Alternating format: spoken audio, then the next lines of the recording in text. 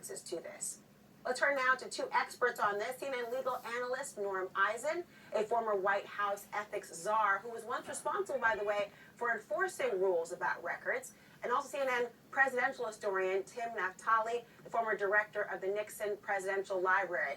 What an embarrassment of riches to have you both on today. Norm, I want to begin with you here on this because I'm trying in my mind, as most of America is probably doing, to figure out this process of how these documents are supposed to be preserved. I mean, is it every document that a president touches, or does he have some discretion as being, as we have called them, the leader of the free world, to decide what gets handed over?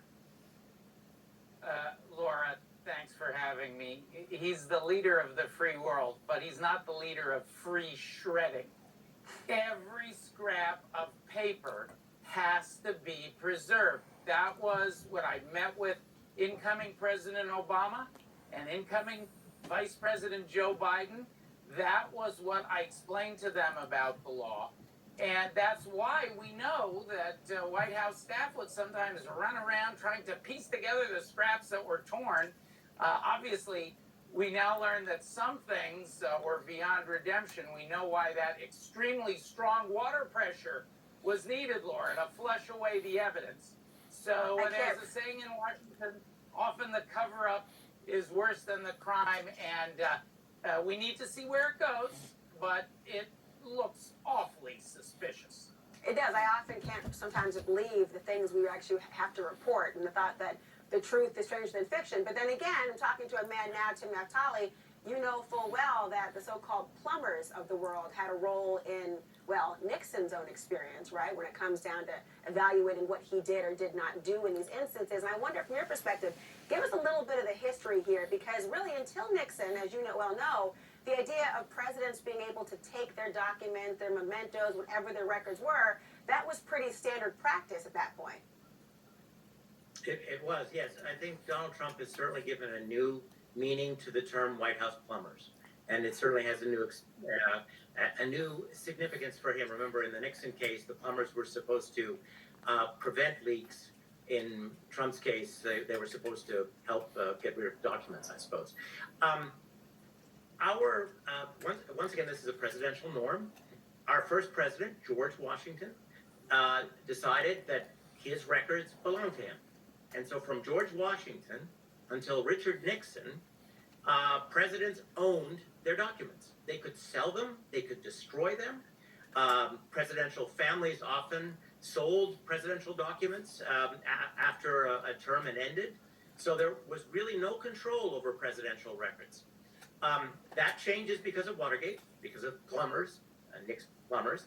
And as a result of Watergate, Richard Nixon's papers were seized. It was like a crime scene. Everything was seized, including the famous tapes. After the Nixon experience, Congress decided to act and decided to renegotiate the relationship between presidential records and presidents. Now remember, all of our three branches are co-equal. It wasn't, the Congress was able to seize Nixon's documents because Nixon had been such a bad actor. He, by the way, would later sue and got some of them back.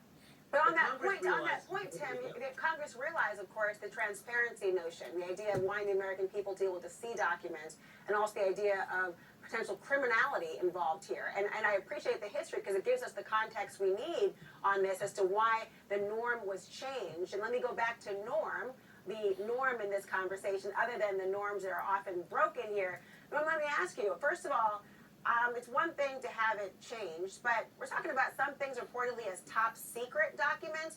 Yeah, sure, the President of the United States, as you know, can declassify whatever the President wants. I mean, it's sort of the prerogative. It's good to be the king in that respect, even though we don't have one. But now he's the former president. What does it mean when there might be top secret or classified documents contained in the possessions of even a former president? Is the same prerogative still available? Well, it's not good, Laura. There's questions about who else might have handled them, whether he went through the proper procedures to declassify them, whether any procedures were followed at all.